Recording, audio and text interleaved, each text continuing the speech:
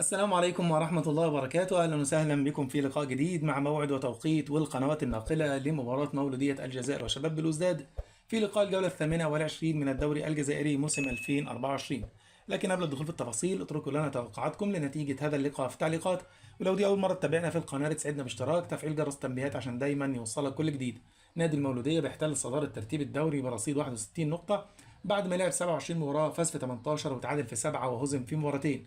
على الجانب الآخر يتواجد شباب بلوزداد في وصافة الترتيب برصيد 49 نقطة بعد ما لعب أيضا 27 مباراة، فاز في 14 وتعادل في 7 وهزم في 6 مباريات.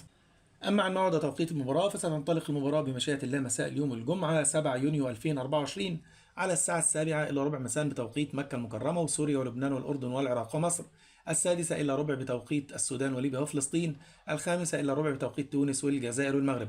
النقل المباشر لهذا اللقاء عبر قناة الجزائرية الأرضية الأولى وقناة الجزائرية السادسة. كل الأمنيات الطيبة لحضراتكم بمتابعة ممتعة لهذا اللقاء. في النهاية تقبلوا تحياتي، دمتم في رعاية الله وأمنه، والسلام عليكم ورحمة الله وبركاته.